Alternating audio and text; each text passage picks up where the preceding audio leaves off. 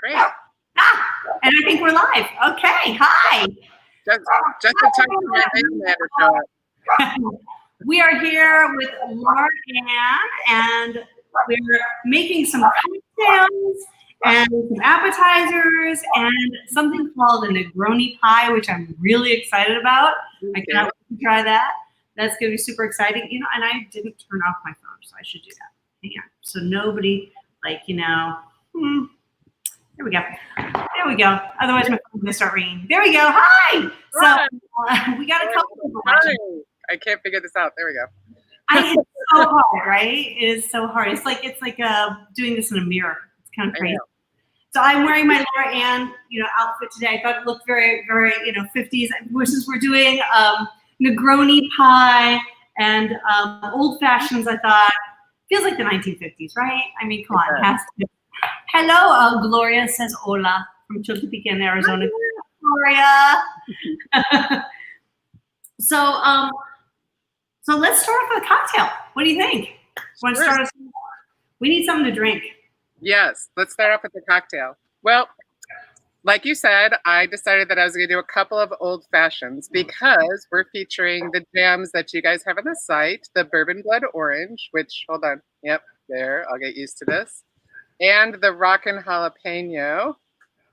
So, we also have blackberry bay leaf, but that's a different cocktail for a different day. I could make that happen. No, you we could just add one more glass and just go, because that's the great thing about like jams and booze is you can go in so many different directions. So a classic old fashioned is usually a sugar cube, bitters, orange, cherry, some like muddling and lots of melting. I've always found that when you use jam, since it already has a sugar base, any drink you have that adds sugar or a simple syrup, you can easily add a jam instead. And then you have whatever fruit you'd be muddling. So the blackberry is actually a great one for doing vodka drinks or something. So you would have like blackberry bay leaf, I don't know, anything. Blackberry bay leaf margarita. So it's fun because with my jams, they all have different little twists to them, and then that adds to the complexity of your drink. So when I'm making jam drinks, one thing that we do that we can do together is I actually start with, and I got like clear glasses, even though I have a bunch of groovy glasses, of course I do, but I wanted you guys to see what I was doing. We're gonna start with Bourbon Blood Orange and go with like a classic old fashioned. And I usually just do kind of like a big bar spoon, big heaping bar spoon. But the one thing with the jams is you want to add, sorry, I forgot a measuring thing because I usually just dump it in there. You want to add your spirit first. Sorry, this is a new bottle that I didn't open. All right, I got it. Oh, the important stuff. Okay, so Bourbon Blood Orange, your favorite whiskey, which right now mine is St. Liberty Birdie Bear Gulch Bourbon. If you haven't had it, it is a delight. And you can do about 1.5, 2 ounces. This is about 2 ounces. But what I do is I add the spirit and the jam and then kind of give it like a little twirl, because a lot of people are like, my jam isn't melting enough in my drink, or I'm getting too many chunkies at the bottom. So if you just do a quick little twirl like that, like a so, this is basically the drink. So you do that. I do 2 little shots of bitters. This is just an aromatic, your regular Angostura that you can get at almost any grocery store. And then you add ice. Of course, you could go to Foodocracy and get a craft aromatic bitters too. Oh, see, we should have, I should have come over and got some. And then you do your normal little like cocktail twirl to chill that. I do a slice of orange with just a little, like your regular carrot peeler. So you have an orange. We give it a little twist. And that's it. That's a bourbon blood orange old fashioned. Easy, delightful, nice and boozy, super strong. And I'm going to say, what? Because I have one and because I can, I'm going to add. We're going to put these in for Christmas. We've got these. These are the original recipe of maraschino cherry. So I'm going to put a maraschino cherry in, and of course, one of the very last cocktail kumquats we have in the store. People, they're almost. You can.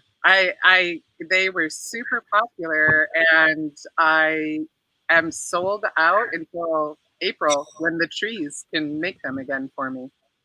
You know, funny you should say that. I also made some brandy cherries, so I'll just add one to that for fun. But the jalapeno one. So the great thing about old fashions is you can do fun twists to it. So if you're a more of a spicy person or a tequila person in general, when I used to run El Cid in Silver Lake, which was a flamenco dinner theater, I featured the Rockin' Jalapeno in a drink that I called a spicy tequila old fashioned. So this, again, we're going to take the spicy jam. So it's Rockin' Jalapeno. Nice big spoon. Yum, because I like it spicy. Cover this up because I'm outside. And then, again, choose your favorite tequila. This has been mine lately. I would be going for a mezcal. Oh, you're going super smoky. I go super smoky. I like it smoky. And you and I like the same one. Yes. We like that. I know. Do you know what? I compromised and got another one because I thought that their packaging was really cute, and I totally regretted it. Never again. Never going back. Vita is the one. Oh, so this is a great example. So I was already having it be like a little more jelly-ish. And some of my, every batch of jam I make is different because every piece of fruit is different, just like a person. And you never really know what you're going to get. So, with the jalapeno, sometimes it's spicier than others, and sometimes the set is a little harder than others. But in general, I try to keep my stuff on the looser side because I do use them a lot for cocktails. And so there's less sugar in my jams than most jams. And I definitely try to keep like a looser set, as they say in the biz. So here we are again, and this is like just mixed up, like well mixed, and you do it when it's still warm before you add the ice. I put my bitters in again, like at this point, because it just mixes in better. That's all. No special reason. And add ice. Da-da-da-da. And this one could be fun to add. Gosh, there's so much you can do, like adding like a little light juice. Like you could do a squeeze of lime or something fun in this one. I like a classic like this because on this one, I really think the aromatic bitters take to this really, really interesting place. Have you done this one before? Is this the first time that you've had the tequila old fashioned? I've never had a tequila old fashioned. Oh God! Now that we're talking about it, this is the new thing I have to do for sure. Yes. Well, it's easy, people. It's funny because it's one of those drinks that you can give to somebody, and it's as you saw, it's 3 ingredients. It's one of the most simple drinks to make. It's classic, and people will think that they're really fancy. Fancy and easy is the way we like to go here at my house. So cheers to everybody. I'm going to go tequila. Cheers. I haven't had this in so long. It's so good. A little it's so good. swizzle in mine. I've got, ooh. Oh, look at you. Fancy. I know. I never used this, and I decided I was digging for mine and I couldn't find it, and I was like, darn it. I found mine. I gotta say, I'm barely using it. Like, it's not my easiest tool to use. Well, keep it for the next segment because you could make some really pretty garnishes for our Negroni pie with that. Ooh, that's a good idea. That's a great idea. Yeah. So, Laura, while we're chatting about Negroni pies and so forth, how you have one of the more fascinating maker stories that I know of.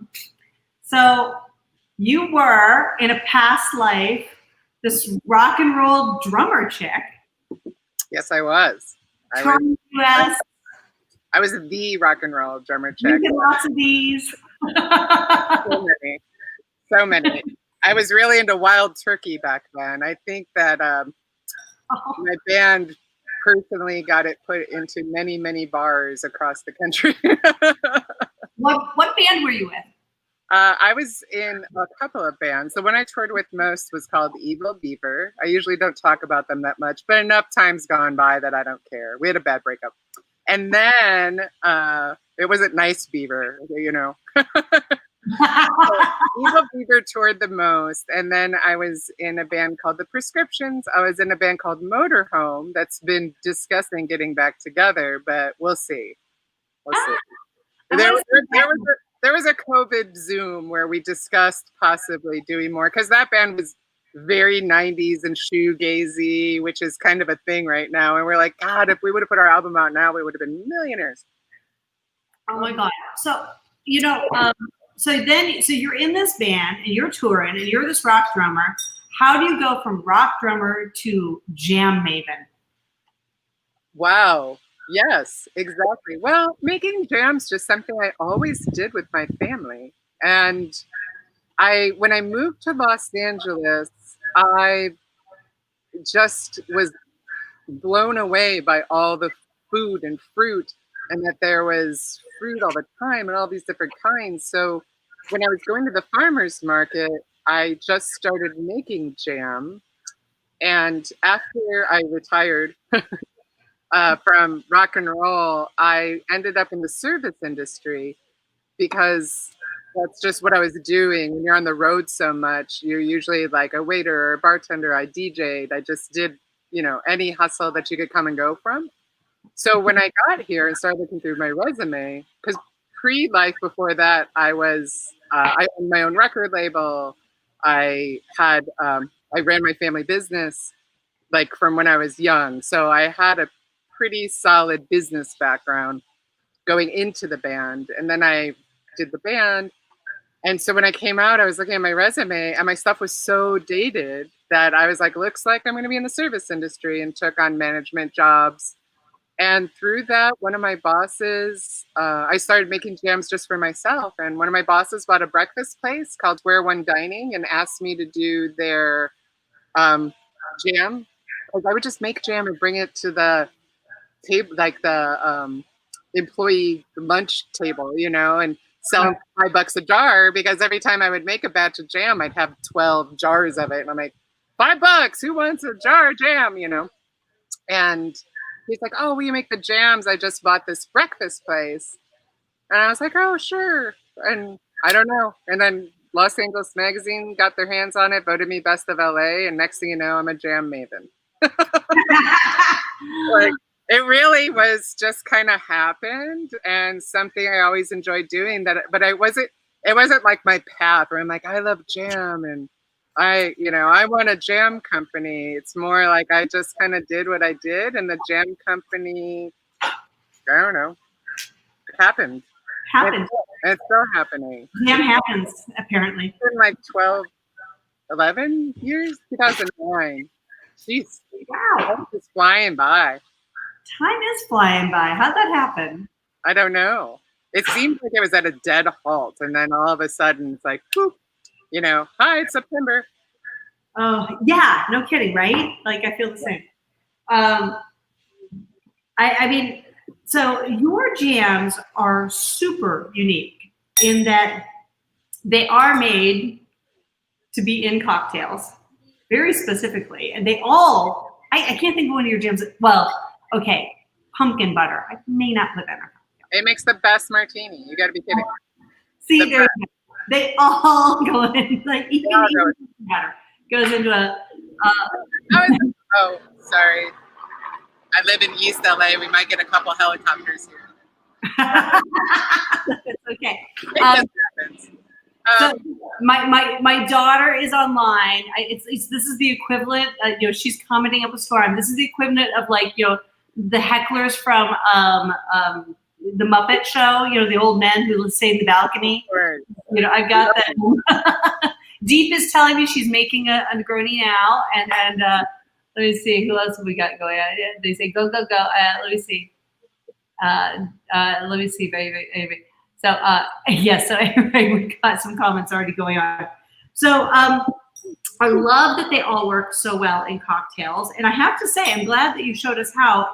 I had the advantage of you come over to my house one day and showing me how to do it. Not everybody has that, because I was like, how do you put jam in a cocktail? Like that didn't make sense to me. Well, a shaker works too. You can just like really shake it, but that's kind of another reason why I wanted to do the old fashions today, because it is easy to mix it in. But if you had your ice and everything first and threw it in, then it would just kind of like glop down. It really. I mean, that could still be delicious, but And I think that the interesting thing about them, they work so well in culinary recipes. Not unlike other jams work in culinary recipes, but because these are very interesting, you have very interesting combinations. They work particularly well, I feel, in culinary works. So speaking of which, so the Rockin' Jalapeno is one of my personal faves that you make. Oh, God, this is like, I swear, this is my first drink, I swear. So it's Rockin' Jalapeno is one of my favorites. I just love the balance of flavors. I love what it does to everything. With cheese, it is just insane. And because it's so good with cheese, I thought I would make a really easy appetizer that anybody could make. Now, I'm kind of cheating today, and I did get like frozen puff pastry. I am going to make puff pastry this fall when it's not 110 degrees and I can make my own. But I shall also be cheating later, but you'll see. Yeah, no, that's okay. So I'm going to show you. So we're going to talk a little bit. So I've got a sheet of puff pastry here, and all I've done is just cut it into, thawed out, obviously, and then I've just cut it into squares. I'm going to throw those squares right onto my baking sheet here. Oops, move my cocktail. There we go. So you can see, so I'm going to throw these squares on my baking sheet here. Probably have to throw them a little. They don't puff out, remember, they puff up. So you can keep them really close together on the sheet, and they're going to be okay. This is so easy to do, and I like this with the Rockin' Jalapeno, but honestly, this would work with others, because what I'm going to do is make little puff pastries. Oh no, can I fit these last two on? Do we think? Maybe? Let's squeeze a little bit. Okay, we're going to squeeze you guys in. Everybody scooch a little bit. I'm going to scooch everybody a little in so we can get another puff pastry in here. Okay, there we go. So now that I've got these guys all onto my sheet, on my cookie sheet, I'm just going to take beaten egg, simple beaten egg. I'm going to brush it with a little pastry brush, which, by the way, is nothing more than a paintbrush. You can just get a paintbrush at the hardware store and just designate it your pastry brush. You don't have to pay for a fancy pastry brush. They're the same brush. And then you just don't let your family paint with it. That's all. And then, which can happen. I'm just saying. It can happen. It can happen. Yeah. It happened here. Marley, who's watching, one day joked with me. Like, oh, I'm painting with that. She's like, I'm just kidding. You'd kill me. I was like, yes, I would. I'd kill you. So now all I'm going to do, now that they've had a little egg wash, I've got some thyme leaves I pulled from my garden. I have very few, so I'm going to be very sparing, because my thyme is looking very sad from all this heat that we've been having out. And I'm just going to sprinkle them on top. And I just like the thyme because it plays really well with the goat cheese. Honestly, any aromatic herb, you could take rosemary, you could take anything. If you want a little extra spice, you could even super dice up chili and put like little bits of chili on there. I mean, anything will work. It's just going to stick to your egg wash a little bit. And then I'm going to just pop these guys in the oven. See, this is why I'm inside today. Because then I'm going to pop these guys in the oven for just about 15 minutes until they're nice and golden brown. Like this. So after they're golden brown, you're going to just leave them on the countertop to cool until they're nice and cool so your goat cheese doesn't melt. And then all you're going to do, I'm realizing I didn't bring myself over a butter knife. So I'm going to be ridiculously using this enormous kitchen knife to here we go. I'm going to keep it over. Oh, the chef's knife, girl. It's good for everything.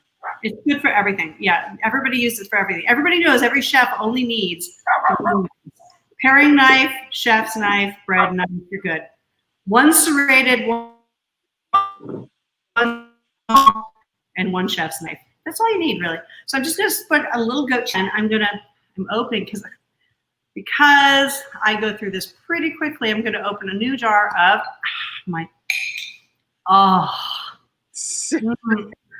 Oh God, that's like crack. That is so good. And I don't want to use my goat cheese knife here. Okay, because I didn't bring utensils over here. I'm going to use my cocktail stirrer. And I'm going to put a nice, pretty little dollop right on the top there. And I'm just kind of leaving it a pretty little dollop because I got to show you this. I don't know if the camera's going to pick this up. I'm going to show you something fancy. Alexa, turn island lights to 100%. She's thinking. There we go. Ta-da! Wow. Ta-da! So it looks really pretty and it's delicious. Can I just say for the record that I was like, who's Alexa? And I was just like, did she have another kid? That knows how to use the lights? It's my butler. Yeah. My only kid. So just like that, you have an amazing appetizer that looks ridiculously fancy. You could serve it at the most fancy party that right now you're having by yourself. Or you could feel right now like you're at a restaurant and serve yourself a fancy happy hour with your beautiful, and I love that, you're bringing us restaurant cocktails from El Cid and other places where we've done the bar program. And, it's like we're bringing the restaurant home. Yeah. Yeah, we need to. We're going to be out that we accidentally went with the 2-3 ingredient, easy, real small amount of time. Because, with what's going on right now, you're like, I want a cocktail. And you're like, I don't want to find all 5 ingredients or dig through stuff. You just got boom, boom, boom, knock it out. But something that's interesting and not just a glass of tequila. It is so true. And I actually made a blackberry margarita with and that was really good. Just took tequila, just basically you're just taking out simple syrup from your recipe. Yeah. So any cocktail recipe you have, you just take out the simple syrup, use about a spoon of the jam, and mix it with your liquor, with your alcohol, and then and you're off to the races. And so I made a beautiful blackberry margarita with this. It was fantastic. Awesome. That was great. It was awesome. So tell me about Negroni pie. I was just thinking, I left it in the fridge, so you can talk about me for a sec. My favorite subject, and I'll be right back because I'm going to grab all the stuff because I saw your thing last week with Jan, and I was like, oh, she's outside. I need to be outside, so we have complementing light. And so I just want to bring the pie outside. It's in the fridge right now, so give me one sec. I'll be right back. I needed the oven today. So I'm going to use this as a public service announcement to tell you that we've got 4 or 5 jars of this left, and that's all there is, folks. So unlike last Christmas, where you all bought a ton of them last Christmas, we're not going to have this Christmas. So it's time to buy it because they will be gone before Christmas. This is one of I think only 2 jars. Laura's going to try and hunt through her storeroom and get me 1 more jar. But the bourbon blood orange is a seasonal jam, and it's going to be gone in like a New York minute. So if bourbon blood orange is your jam, please do that. And, you know, I actually want to hear from you guys in terms of what flavors you want to see in the store next and what kind of stuff you want. I know a bunch of you guys make your own jam, and I totally get it. So, like, that's why we kind of carry the more unique ones. So Manhattan Magic is making a comeback. So we're going to make a comeback. We bring Manhattan Magic back for the holidays because it just feels like the holidays for me. Like, Manhattan Magic's lovely all year round, but like come fall, I want Manhattans and I want that Manhattan Magic. So Manhattan Magic's making a comeback in the fall for sure. And by then we'll also have these lovely cocktail cherries too. So you can kind of pair it together, have the original maraschino cherry recipe with the Manhattan Magic in your fantastic Manhattan, and life will be great. You're back. Negroni pie. Inform us. Tell us. Negroni pie. So, truthfully, yesterday I baked off an actual pie crust and then I dropped it on the ground. So, just to mix it up a little bit today, I made my Negroni pie in a, what am I thinking? The graham cracker crust from the store. So, what is in here is literally a Negroni, 4 egg yolks, and some sweetened condensed milk. It's so easy to make. So it's a can of sweetened condensed milk. You put 4 eggs. You put about 2 ounces each. I sent Lisa the recipe for this that I borrowed from this really great boozy baker. Oh, can you still hear me? Okay, good. Yeah. Am I back? Okay. No, anyway. You're good. Sorry. Oh, no. It's okay. I don't know. I'll just sit here and ramble on and on and on. So, and you bake it for about 20 minutes just till it sets. So you basically make a custard, but with Negroni as your liquid. So instead of using like a milk or a heavy cream, you use a cocktail. So a Negroni is equal parts gin, sweet vermouth, and Campari. In the recipe that I gave you, you can choose to use red food dye to make it even brighter. I didn't because it's already pink and it's cute.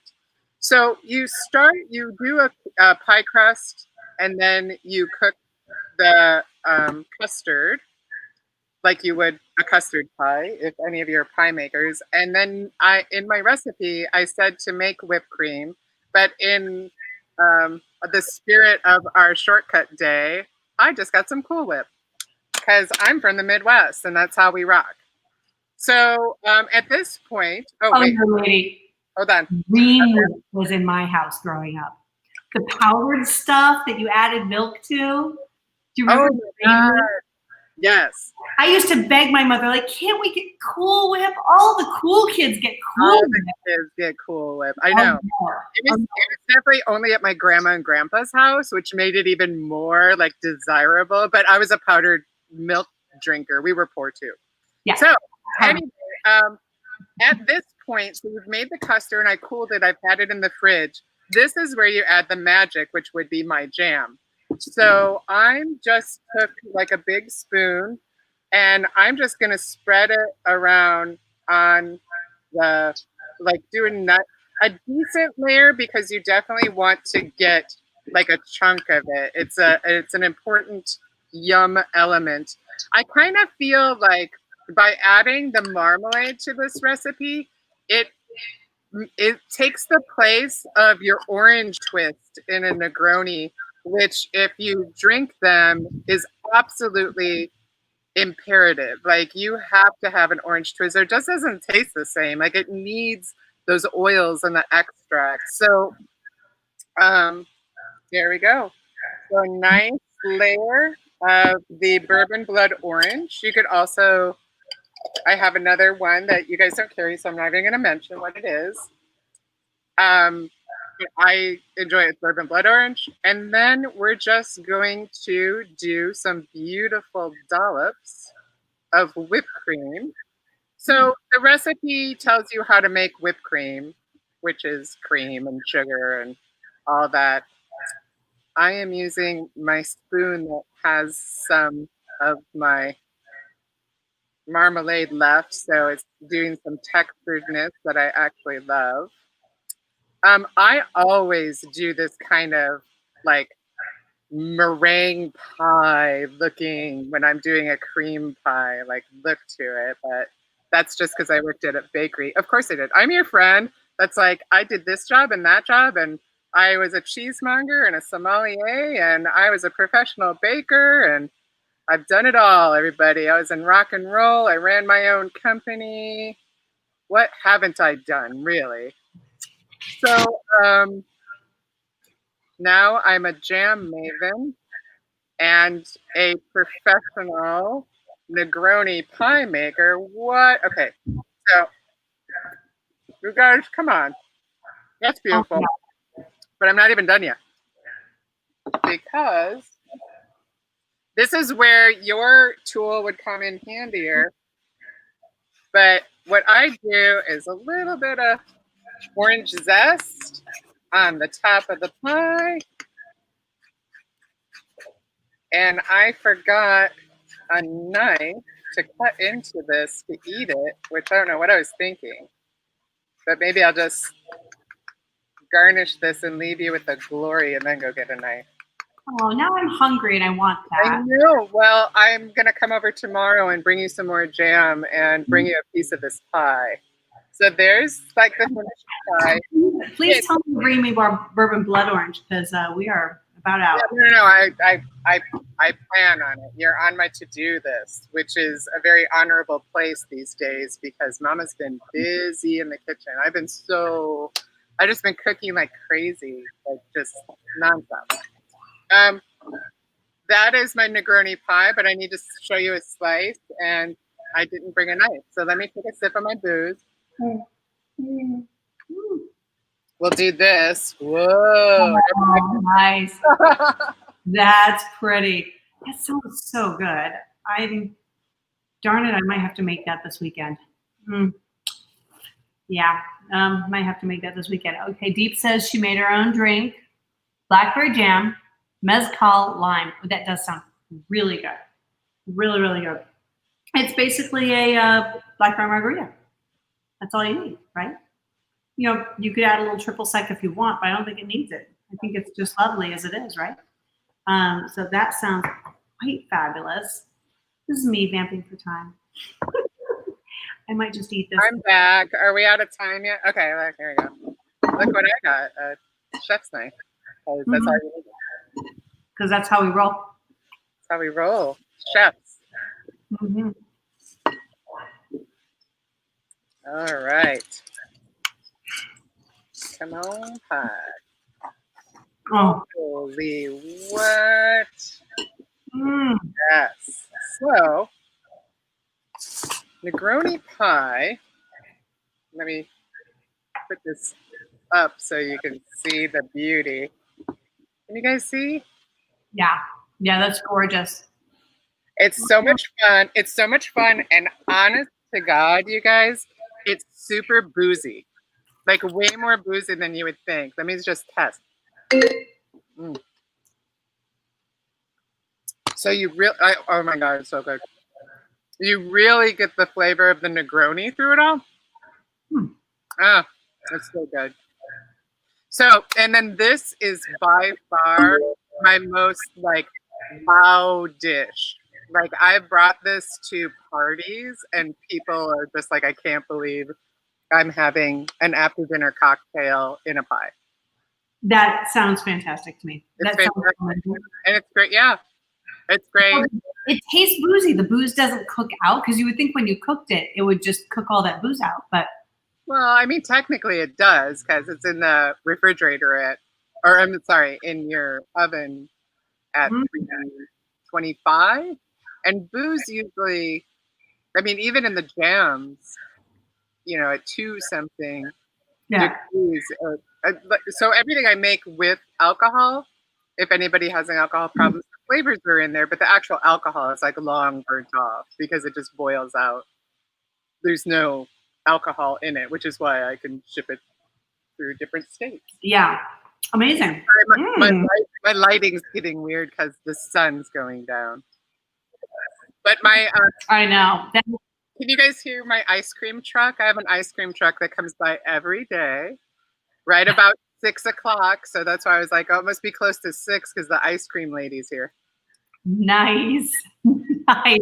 You need some ice cream to go with your pie, I think. I know. It reminds me to turn on Rachel Maddow.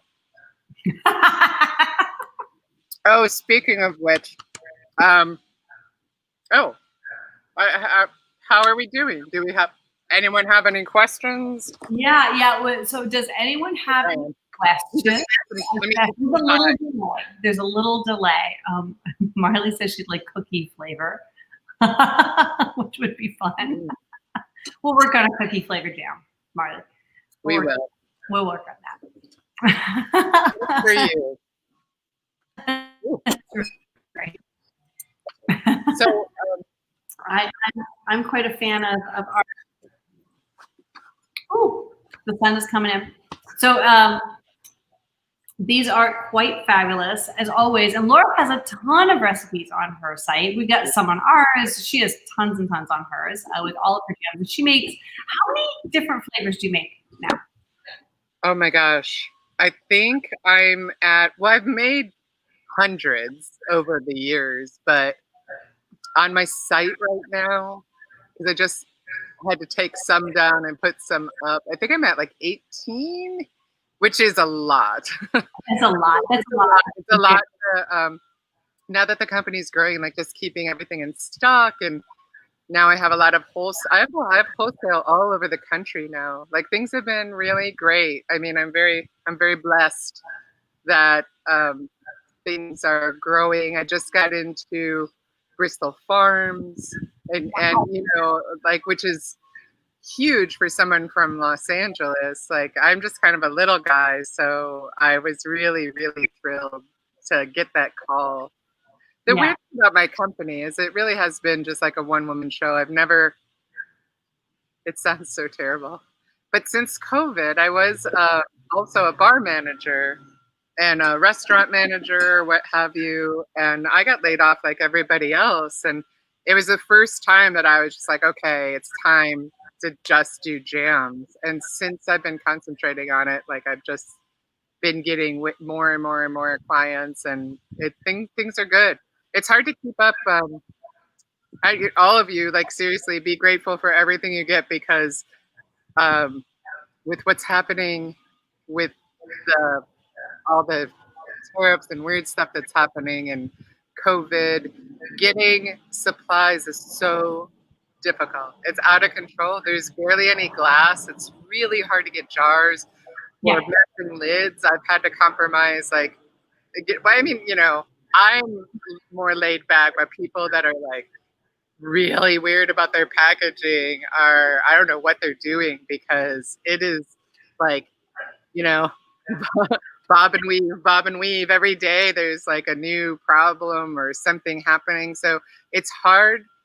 The farms, I mean, with what's happening with everything that's burning down, I can't tell you how many of my farms are in danger, or I can't even get a hold of them to see if they're okay. Things are crazy here in California, and I think it's really going to affect the food chain on a level that nobody understands yet with the fires. I mean, the apple fire alone, which is finally kind of under control. I was like watching that fire and thinking to myself, that's almost all of the apple farms in this area that everybody gets their stuff out of. And there's so many heirloom apples that are almost extinct, and they were up in that area. So as a fruit person, I've been very worried. Up late at night worrying about apple trees. Yeah,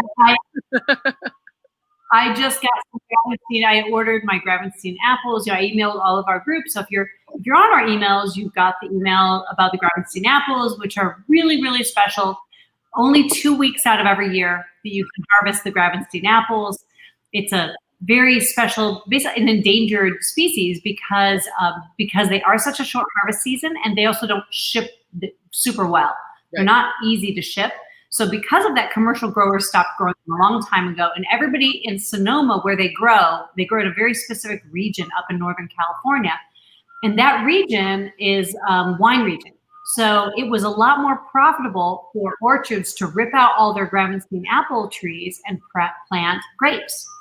Yep. And because of that, there are only a few growers left that grow Gravenstein apples. And and because it's a short season, they're very hard to get. And so we're very, very excited to be a little spoiler alert. We're bringing a Gravenstein apple syrup to the slow food box. Awesome. Come holiday, we're gonna have a very, very small amount of Gravenstein apple syrup, but it's going in the boxes, and we'll have a tiny little bit otherwise, but very little. There are 7 pounds of Gravenstein apples that go into each bottle of that syrup. Yeah. You can imagine. But when the fires were happening, I'm emailing her and calling her. I'm like, "Are you okay?" And she's like, "We are so concerned. We are so concerned about where we're at." And it's right at harvest time too. It just happened to hit right at harvest time when everybody's in the fields and they're picking, the fruit is ripe, and just a terrible, terrible time for these fires. So we really, really are thinking of our friends out in the fields and our makers and our farmers who are out there, and hoping for the best for them, and hoping that it all goes well. But yeah, it is not an easy time. Yeah, I couldn't get cardboard boxes to ship things for a while. Yeah, no, it's crazy. The trickle down is, everyone talks about like all the main things that you can't do or that you can see, but for me, the trickle down of the things that you don't see, that you take for granted, is just remembering I have something in the oven. Oops. Oh yeah, hi. Those pastry puffs, girl. Those guys will get some jam here in a little bit. Yeah. Yeah, they will. Another thing you can do with those, by the way, just by the by, if you don't want to do goat cheese or cheese because you want to do a vegan thing, so a couple things you can do. If you want to do cheese and you don't want to do goat cheese, another thing you do is take like a slice of like a Basque cheese, like a cheese that melts really well, and slice it on top. Just throw it under the broiler for a minute and let it melt over top of it, and then throw some jam on top of that. And I love the rocket jalapeno, but honestly, all of it would work really well. I'm actually thinking your peachy. The samba. Oh, the peach samba. I like that spice with it. But if you didn't want a spice, like even, by the way, the blackberry would be super amazing on that. That would be the bomb. It kind of works with anything. It's just a lovely little vehicle to throw a little jam on, and suddenly you look like such a rock star, like you cooked all day. But these simple things that you threw in the oven for 15 minutes and topped with some jam. When you get the Manhattan Magic, my favorite combo with that is the Cowgirl Creamery Red Hook. So since that's like a washed rind one, it's like a little mushy but not too crazy. If you do that on those puff pastries with the dollop of the Manhattan Magic, crazy town. Yeah, I still have. I do it. It's delicious. So this is my Manhattan Magic. So this is from last year, because look, it's the old package. I think I had the very last one in existence, and it's going to be gone tonight. Look at that. It's just gone. Do what I just said. Put it on this puff pastries. Although feel free to pinch a couple of those into a baggie for me to pick up tomorrow. We'll do. All right. Well, let's. I think we're good on our time here.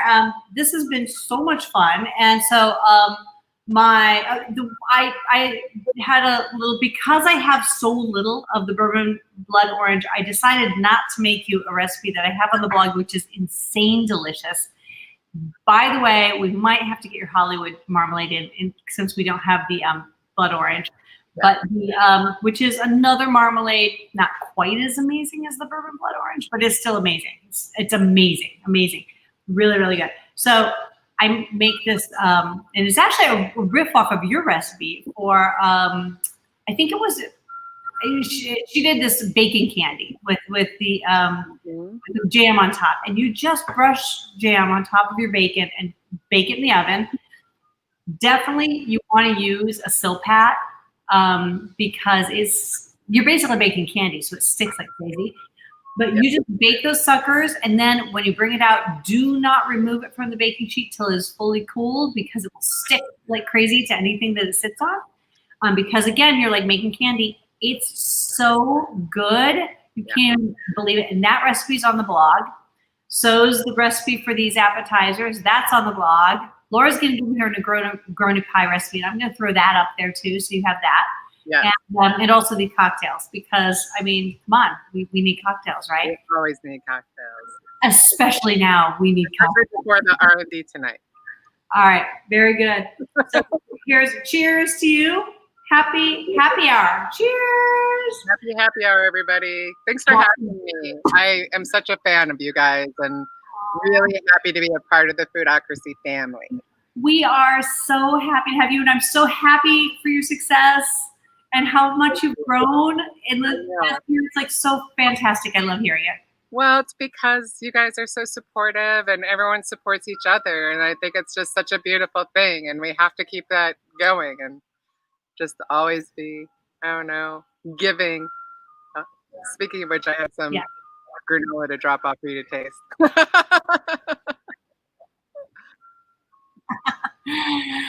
I love it. Thank you so much.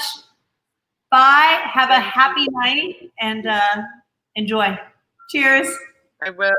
Cheers.